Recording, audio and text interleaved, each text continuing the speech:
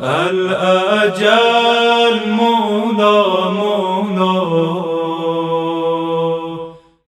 اعوذ باللہ السمیع العلیم من الشیطان الرجیم بسم اللہ الرحمن الرحیم الحمد للہ رب العالمین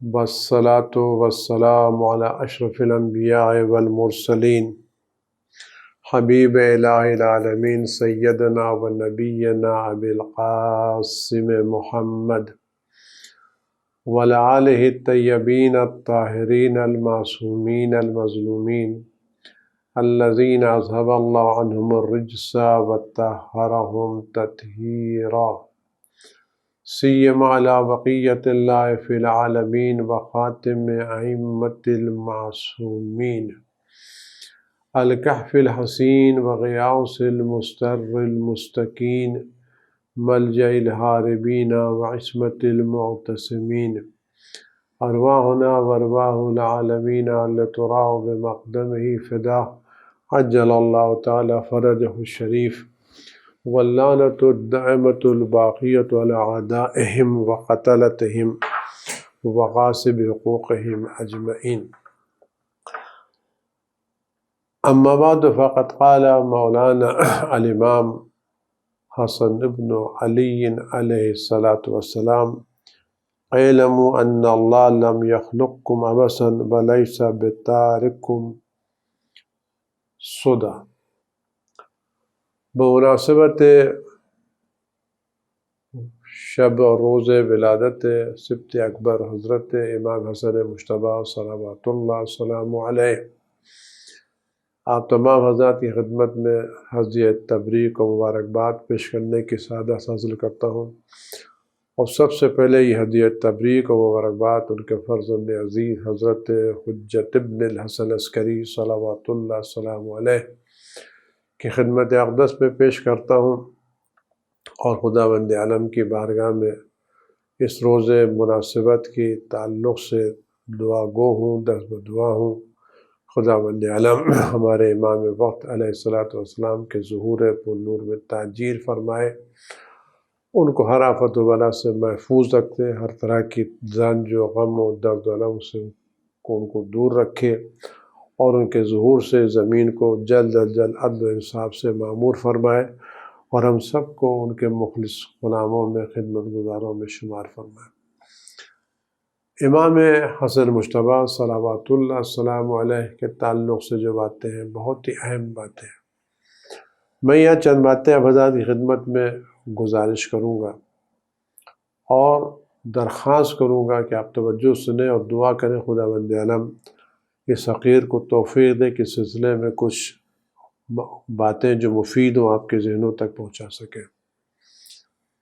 امام حسن مجتبیٰ علیہ السلام کہ جب امامت ظاہری کا آغاز ہوا تو وہ دور بہت ہی حساس دور تھا، بہت ہی حساس دور تھا اور بہت ہی مشکل دور تھا۔ اس دور کا تھوڑا سا آپ تجزیہ کریں، تحلیل کریں، اگر آپ کے ذہنوں تک یہ بات پہنچ جائے تو میری سعادت ہوگی، میری توفیق ہوگی۔ اس کے بعد بات شروع یہاں سے کرتے ہیں کہ حضرت علی ابن ابی طالب علیہ السلام کو جب خلافت ظاہری ملی تو ان کے ساتھ کون کون لوگ تھے، اور یہی لوگ امام حسن کے ساتھ ہوئے۔ دیکھیے، کسی بھی قیادت کے لیے، کسی بھی رہبری کے لیے جو چیز اہمیت رکھتی ہے اس میں چند چیزیں بہت اہمیت رکھتی ہیں، اس پر آپ غور سے سماعت فرمائیں تاکہ یہ بات آپ کے اذہان عالی تک میں پہنچا سکوں۔ اور یہ مسائل آج کی بھی زندگی کے مسائل ہیں، آج کے بھی ہماری زندگی کے مسائل، یہ ان تمام حضرات سے متعلق مسائل ہیں جو کسی بھی پوسٹ پر ہیں، کسی بھی منصب پر ہیں، اور کوئی بھی کام قوم کا، ملت کا، ملک کا انجام دے رہے ہیں، ان سب کے لیے یہ مسائل بہت اہمیت رکھتے ہیں۔ دیکھیے، کسی بھی قوم کی قیادت کے لیے، رہنمائی کے لیے، لیڈرشپ کے لیے چند چیزیں ضروری ہوتی ہیں۔ ایک ایسا لیڈر، رہبر، قائد جو پڑھا لکھا ہو، سوجھ بوجھ رکھتا ہو، مخلص ہو، درد مند ہو، خود غرض نہ ہو، اس کے اپنا ذاتی کوئی مفاد نہ ہو، اس کے دل میں واقعاً اپنی قوم کی ہمدردی ہو، درد ہو، صحیح فیصلہ کرنے کی طاقت رکھتا ہو، پڑھا لکھا ہو، تاریخ پر اس کی نظر ہو، واقعات سے وہ آگاہ ہو، مخلص ہو، درد مند ہو، دل سوز ہو، واقعاً خود اس کا نام و نمود کا کچھ میں کوئی مسئلہ نہ ہو، واقعاً وہ قوم کی خدمت، ایک ایسا رہبر ہونا چاہیے جو قوم کو آگے بڑھا سکے۔ اس لے کر وہ رہبر ایسا ہے کہ جس کے پاس بہت زیادہ علم نہیں ہے تو وہ بہت زیادہ آگے نہیں بڑھا سکا۔ قوموں کی ہدایت اور رہنمائی کے لیے صرف پیسہ ضروری نہیں ہے، پیسہ ایک الگ چیز ہے، سوجھ بوجھ، دور رس نگاہیں، آج کے بعد 10 سال 20 سال کے بعد دیکھنے کی صلاحیتیں، یہ قوم کو آگے بڑھاتی ہے۔ اگر کوئی ایسے اس کی سوجھ بوجھ نہیں ہے، جو آج دور تک سوچ نہیں سکتا ہے، وہ خدا بند عالم نے جب پیغمبر اکرم صلی اللہ علیہ وسلم کو نبی بنا کے بھیجا تو ان کو صبح قیامت تک کا نبی بنا کے بھیجا۔ ان کے ساتھ جو پروگرام دیا وہ صرف مکے کا پروگرام نہیں تھا یا مدینہ کا پروگرام نہیں تھا، ان کا جو پروگرام تھا وہ پروگرام صبح قیامت تک کا تھا۔ تو یہ ایک رہبری کی ضرورت ہے جس کی نظریں وسیع ہو، گہری ہو، مستقبل پر ہو اور واقعاً وہ صحیح قدم اٹھا سکتا ہو۔ وہ ابھی نہ دیکھے، ابھی سے استفادہ کرے، 10 سال کے لیے، 20 سال کے لیے، 30 سال کے لیے کہاں اسے پہنچنا ہے، تو جب ابھی سے کام شروع کرے گا تو کام ہوتا ہے۔ اور ہم یہ کام اپنی زندگی میں انجام دیتے ہیں لیکن چھوٹے پیمانے پر۔ مثلا ہم اور آپ اپنے بچوں کی تربیت کے لیے اچھے اسکول میں کیوں ان کا داخلہ کراتے ہیں؟ ابھی تو ان بچوں کو کوئی ضرورت ہی نہیں ہے کہ کوئی خواہش ہے، یا اپنے آپ کے موجود ہے، سارے اخراجات آپ برداشت کر سکتے ہیں، ان کو کیا ضرورت ہے؟ لیکن آپ ابھی کو نہیں دیکھتے کہ یہ میرا بچہ جب 25 سال کا ہوگا، 20 سال کا ہوگا، اس وقت اپنے پیروں پر کھڑا ہوگا، میں نہیں ہوں گا، تو اس کی تیاری آپ کب سے کرتے ہیں؟ اس کی تیاری آپ بچپنے سے، جب بچہ 3 سال 2.5 سال کا ہوتا ہے اس وقت سے آپ کو اچھے اسکول میں ایڈمیشن کراتے ہیں۔ کس لیے؟ تاکہ یہ بچہ 20 سال تک پڑھنے کے بعد ایک اچھے منصب پر فائز ہو سکے۔ تو اسی طرح اگر آپ یہ فکر نہ کریں اور آپ کی فکر بچے کی 2 سال 3 سال کی تعلیم تک ہو تو کیا بچہ کہیں آگے پہنچے گا؟ نہیں پہنچے گا۔ انہی والدین کے بچے آگے بڑھتے ہیں جو شروع سے بچے کو KG میں داخل کرتے ہیں لیکن نظر ان کی یونیورسٹی تک رہتی ہے کہ وہاں تک ان کو لے جانا ہے۔ تو رہبر ایسا ہونا چاہیے کہ جس کی نگاہیں دور رس ہو، مستقبل کا پروگرام اس کے پاس ہو، کام کر سکتا ہو، دل سوز ہو، پڑھا لکھا ہو، درد مند ہو، اس کو اپنے شہرت کی، پبلسٹی کی فکر نہ ہو۔ واقع ایک یہ ضرورت ہے قوم کے لیے۔ دوسری ضرورت جو ہے وہ ایک بہترین نظام کی ضرورت ہے، ایک بہترین دستور کی ضرورت ہے، ایک بہترین پروگرام کی ضرورت ہے، جو پروگرام ایسا ہو جو آگے بڑھا سکتا ہو۔ ان 2 چیزوں کے بعد ایک تیسری ضرورت جو بہت زیادہ ہمیں ایسے افراد کی ضرورت ہے جو اس رہبر کی باتوں کو تسلیم کرتے ہوں، اس کے پروگرام کو مانتے ہوں، اس پر یقین رکھتے ہوں اور آگے بڑھ سکتے ہوں۔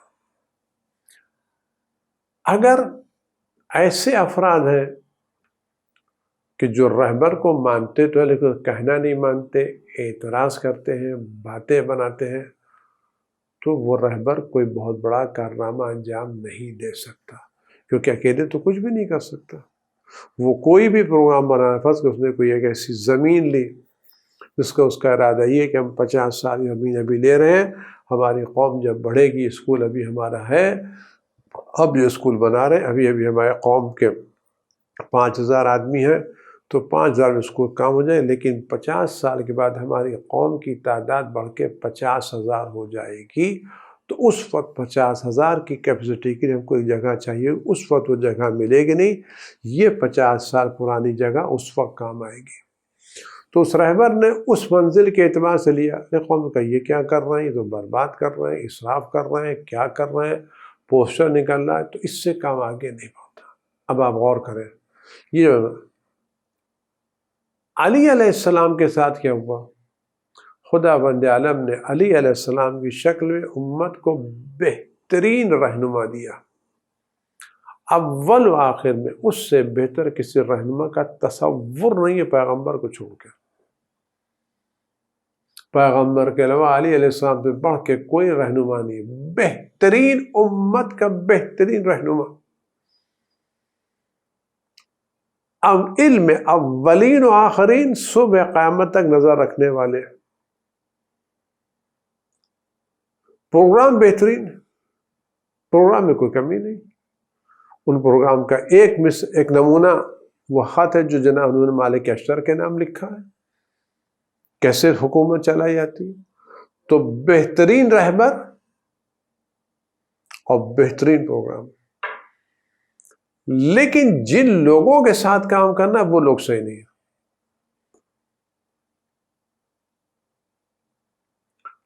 جنگ جمل میں کون آپ کے سامنے آئے؟ وہی بات ہے کہ امام حسن کو لوگ کون سے ملے۔ اب آپ دیکھیں علی علیہ السلام کی خلافت کو کن لوگوں نے تسلیم کیا تھا؟ کتنے لوگ ایسے تھے جنہوں نے علیہ السلام کو بعنوان حجت خدا، ولی خدا، امام کے طور پر تسلیم کیا تھا، اور اکثریت کی تھی جن کو بعنوان خلیفہ چہارم مان رہے تھے، ان کو حجت خدا نہیں مانتے تھے، ولی خدا نہیں مانتے تھے، ان کے حکم کو خدا کا حکم اور ان کی نافرمانی کو خدا کی نافرمانی تسلیم نہیں کرتے تھے۔ وہ سمجھتے جیسے پیسے ہیں ویسے ہی ہیں۔ اسی لیے جنگ صفین میں کس نے مخالفت کی؟ جنگ صفین کی جیتی ہوئی جنگ کس نے روکی؟ معاویہ نے نہیں، ان لوگوں نے روکی جو حضرت علی علیہ السلام کے لشکر میں تھے، جو کل علی علیہ السلام کی طرف سے لڑنے گئے تھے۔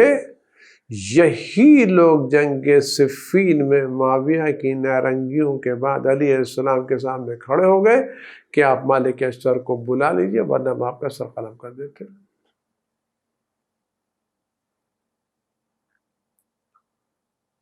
یہی لوگ جنہوں نے بیعتیں کی تھیں، جنگ جمل میں علیہ السلام کے ساتھ تھے، جنگ صفین میں ساتھ تھے، اس کے بعد مخالف ہو گئے، یہی لوگ نہروان میں مولا کے مقابلے پر تلوار لے کے کھڑے ہوئے جن کو خوارج کہا جاتا ہے۔ خوارج وہ لوگ تھے جو علیہ السلام کے ساتھ جنگ صفین میں شریک تھے، جنگ صفین میں شریک تھے اور جنگ نہروان علیہ السلام کے مقابلے میں تھے۔ تو یہ قوم تھی جو امام حسن علیہ السلام کو ملی ہے۔ ان میں کتنے تھے جو امام حسن کو بعنوان رہبر و رہنما و امام و حجت خدا و ولی خدا تسلیم کرتے تھے؟ کتنے لوگ تھے؟ یہ قوم کو لے کے چلنا، مختلف مزاج لوگوں کو لے کے چلنا آسان کام نہیں ہے۔ اس لیے جب امام حسن علیہ السلام نے خطبہ، کیونکہ جنگ صفین ختم تھوڑی ہو گئی تھی، جنگ صفین جاری تھی، معاویہ کی طرف سے ریشہ دوانیاں، ہنگامے، سازشیں، سارے کام چل رہے تھے، کچھ رکے نہیں تھے، اور امام حسن اس فتنے کو ختم کرنا چاہتے تھے، ان فتنے کو ختم کرنا چاہتے تھے۔ کون لوگ ملے؟ اب آپ غور کریں مشکلات کیا ہیں۔ یہ مشکلات عرض کرو، امام علیہ السلام نے جب علیہ السلام کی شہادت کے بعد مسجد میں خطبہ دیا اور لوگوں کو جہاد کی طرف رغبت دلائی کہ چلو جہاد کرنے جاؤ، تو لوگوں پر موت کا سناٹا طاری ہوا۔ عدی ابن حاتم، جناب حاتم تائی کے بیٹے، وہ کھڑے، وہ لے کے گئے اور انہوں نے امام حسن کا ساتھ دیا. اس میں 2-4 آدمی اور کھڑے ہوئے، انہوں نے امام حسن کی حمایت میں باتیں کی. اور اس کے بعد یہ لشکر جب گیا تو بہت سے لوگ امام جانے کے تیار نہیں تھے. جو جا رہے تھے ان میں کتنے لوگ تھے جو اپنے قبیلوں کے ڈر سے جا رہے تھے، کتنے لوگ تھے جو مال غنیمت کے لالچ میں جا رہے تھے، کتنے لوگ تھے جو خدا کی راہ میں جہاد کرنے جا رہے تھے.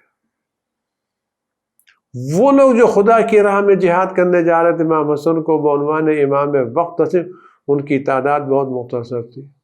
یا جو لوگ جا رہے تھے اپنے قبیلے والوں کے خوف سے جا رہے تھے کہ سردار قبیلہ نے کہا ہے تو ہم جا رہے ہیں، یا ان کو پتا تھا ہم جنگ جیت جائیں گے تو ہم کو مال غنیمت مل جائے گا.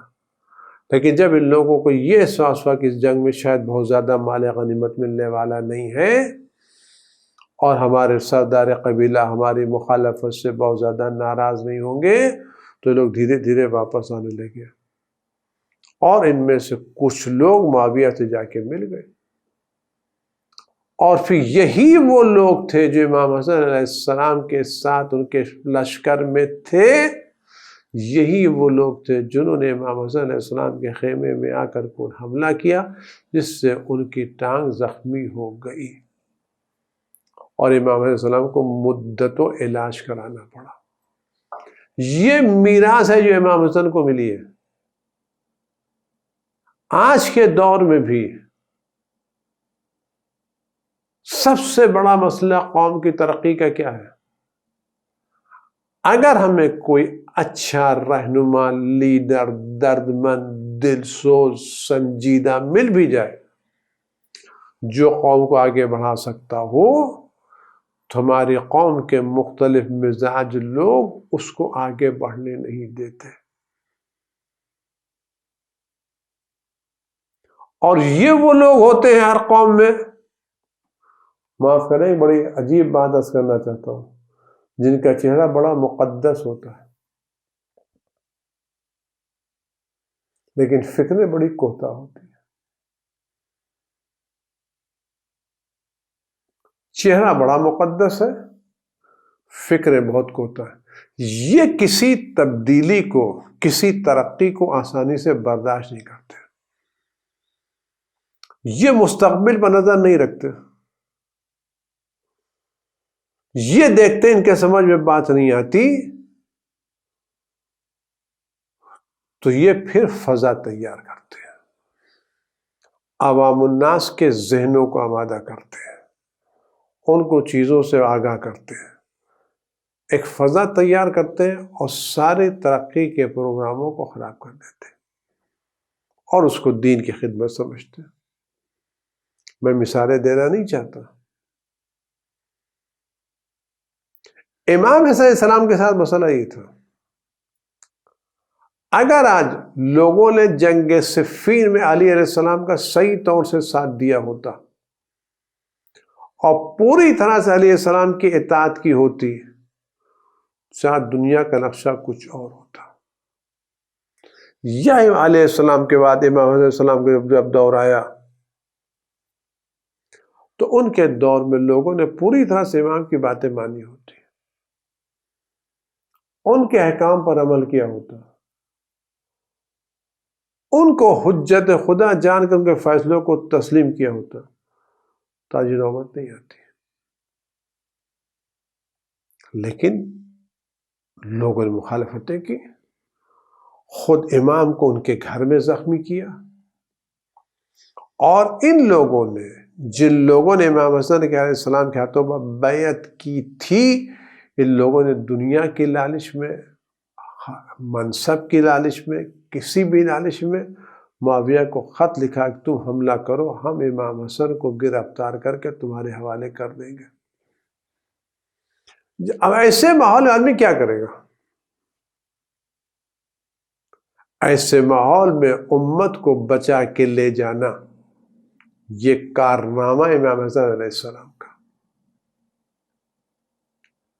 ان حالات میں اگر امام حسن علیہ السلام میدان جنگ میں کود پڑتے تو ہوتا کیا؟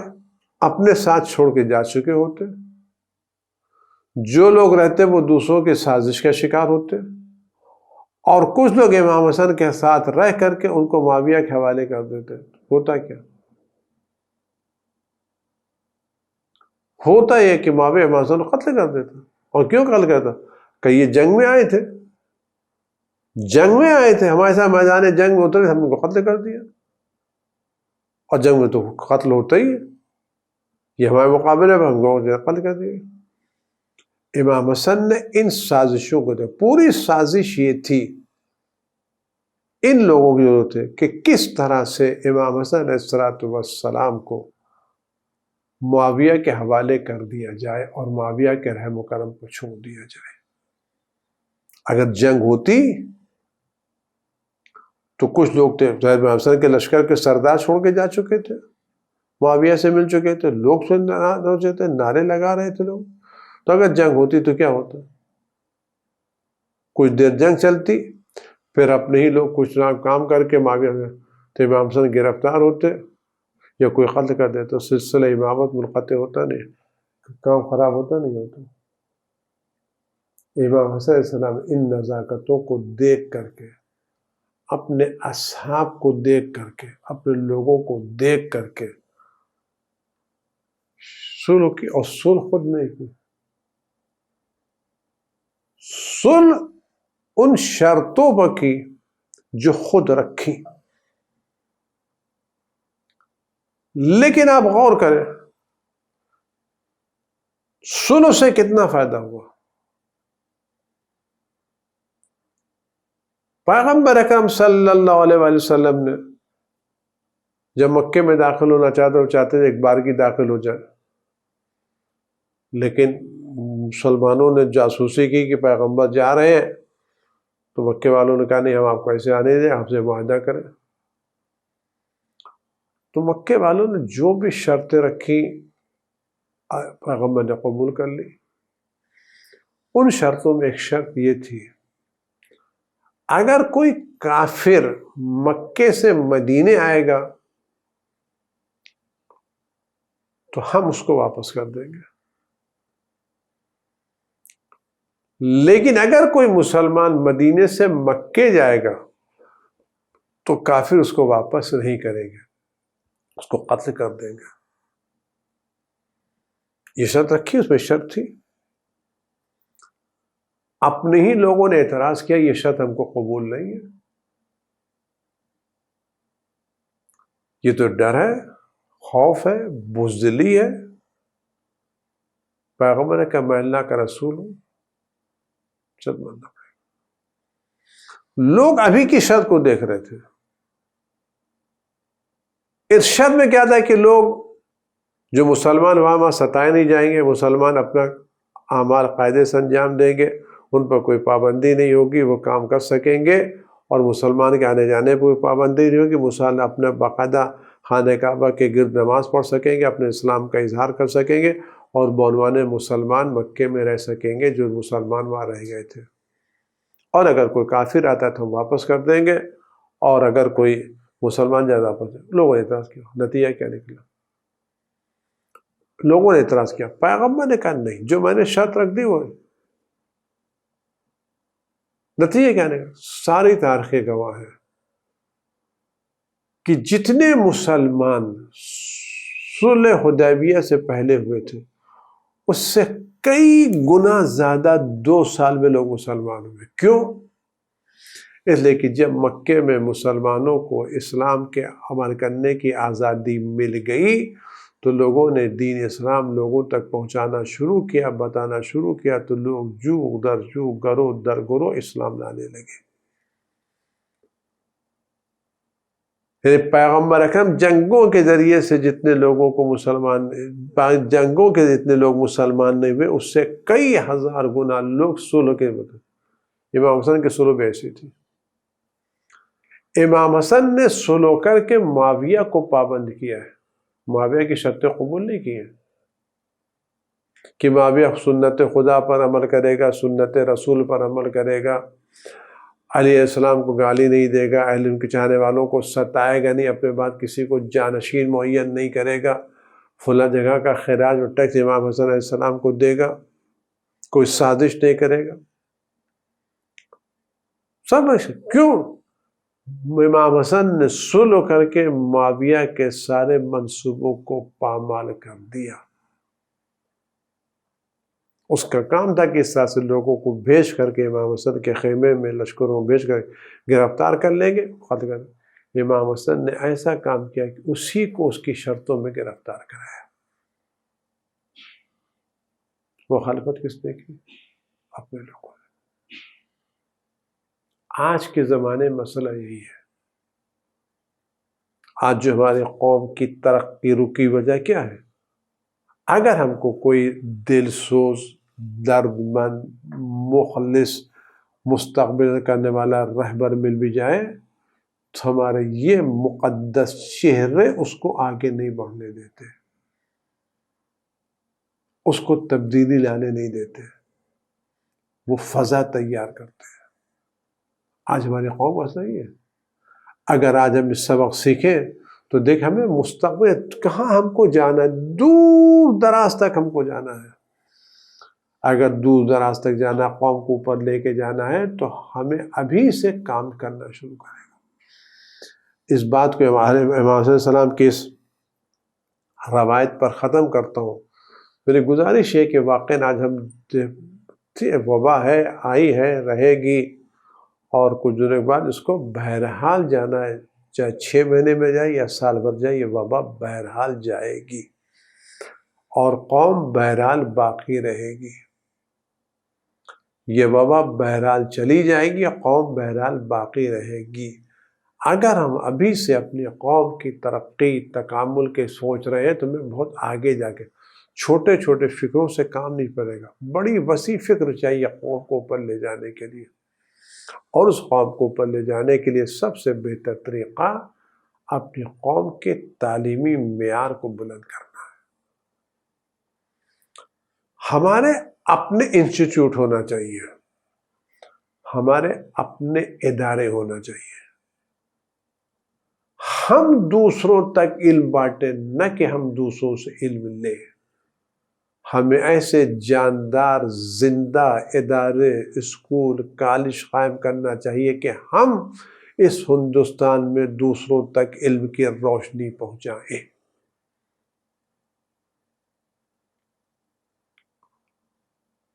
ہم دوسروں کو راستہ دکھائیں.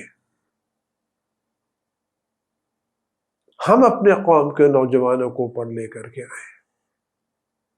لیکن اس کے لیے ایک لمبے پروگرام کی ضرورت ہے جو ابھی شروع ہوگا، لیکن نتائج 5 سال 10 سال کے بعد ظاہر ہوں گے.